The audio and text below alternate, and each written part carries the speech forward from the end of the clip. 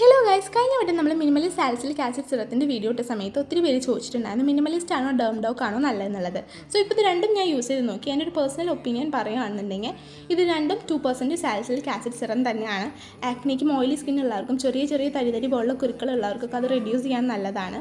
ഇനി ടെക്സ്റ്റലോട്ട് വരികയാണെന്നുണ്ടെങ്കിൽ ഡേംഡോക്ക് കുറച്ചും കൂടി ലൈറ്റ് വെയിറ്റ് ആണ്. മിനിമലിസ്റ്റ് കുറച്ച് തിക്കർ ഫീൽ ഉണ്ട്. പക്ഷേ മെയിൻ കാര്യം റിസൾട്ട് അല്ലേ. എന്നെ സംബന്ധിച്ച് എൻ്റെ എക്സ്പീരിയൻസിൽ കുറച്ചും കൂടി ബെറ്റർ ആയിട്ടുള്ള റിസൾട്ട് തന്നത് മിനിമലിസ്റ്റ് യൂസ് ചെയ്തപ്പോഴാണ്. സോ എനിക്ക് വർക്കായത് മിനിമലിസ്റ്റാണ്. ഡേംഡോക്ക് വർക്ക് ചെയ്യും, പക്ഷേ കുറച്ച് ടൈം എടുക്കുന്ന പോലെ എനിക്ക് തോന്നിയിട്ടുണ്ട്. സോ ഈ ഒരു ചലഞ്ചിൽ വിന്നർ മിനിമലിസ്റ്റാണ്.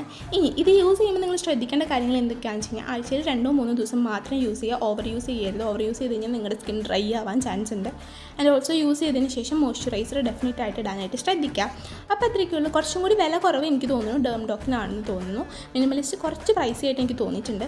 അപ്പോൾ അത്രയ്ക്കുള്ള വീഡിയോ ഇഷ്ടപ്പെട്ട ലൈക്ക് ചെയ്യാനും ഷെയർ ചെയ്യാനും സബ്സ്ക്രൈബ് ചെയ്യാനും മറക്കണ്ട. ഇനിയും ഇതുപോലുള്ള വീഡിയോ സജഷൻസ് വല്ലതും ഉണ്ടെങ്കിൽ let me know in the comment section. And also നിങ്ങൾക്ക് ഇനി ഇതിനെക്കുറിച്ച് ഡൗട്ട് ഉണ്ടെങ്കിലും കമൻറ്റിൽ പറയാൻ മറക്കണ്ട. അപ്പോൾ അത്രയ്ക്കുള്ളൂ.